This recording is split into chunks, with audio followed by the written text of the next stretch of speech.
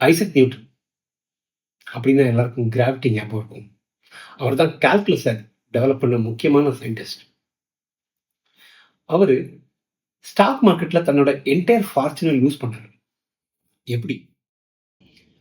1720 south C company அப்படிங்கிற கம்பெனியோட stock இங்கிலாந்துல ஹாட்டஸ்ட் ஸ்டாக். நியூட்டன் இதை ஏற்கனவே ஐடென்டிஃபை பண்ணி அதில் இன்வெஸ்ட் பண்ணாரு. ப்ரைஸ் ஏறிச்சு, ஸ்மார்ட்டாக எக்ஸிட் பண்ணாரு, நல்லா ப்ராஃபிட் பார்த்தாரு. ஸ்டோரி எண்ட் ஆயிருக்கலாம், ஆனால் ஆகல. அவர் செல் பண்ணதுக்கு அப்புறம் அந்த ஸ்டாக்கோட ப்ரைஸ் ஏறிக்கிட்டே போகுது. நியூட்டனோட ஃப்ரெண்ட்ஸ் எல்லாரும் அதுல நிறைய காசு பண்றாங்க. நியூட்டனால அது தாங்க முடியல. நம்மளும் திரும்ப இறங்கலாம்னு சொல்லி திரும்ப என்ட்ரி கொடுக்குறாரு. ஆனா அவருக்கு தெரியாத விஷயம், அவர் என்ட்ரு ஆகும்போது அந்த ஸ்டாக்கோட பீக்ல என்ட்ராரு. ஷேர் கிராஷ் ஆகுது.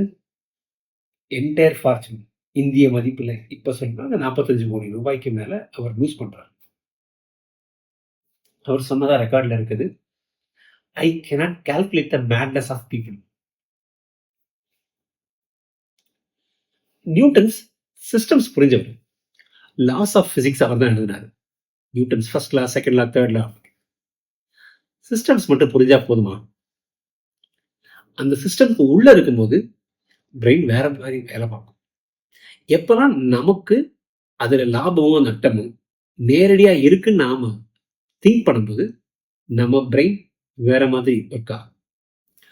அவுட் சைட்ல இருந்து பார்த்தா பேட்டர்ன் ரொம்ப கிளியரா தெரியும், நம்ம மற்றவங்களுக்கு அட்வைஸ் சொல்லும் மாதிரி.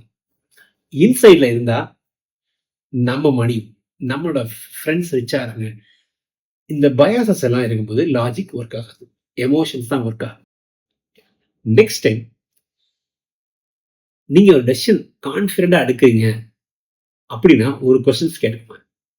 இந்த சிஸ்டம்க்கு வெளியே இருந்து பாக்குறேன்னா இல்ல நான் உள்ள இருந்து பாக்குறேன்னா, ப்ரெஷர் வந்து டிசைட் பண்றேன்னா இல்ல எந்த ப்ரெஷரும் இல்லாம டிசைட் பண்றேன்னா. இதுதான் ரொம்ப இம்பார்ட்டன்டான prediction skill. knowing which one you are.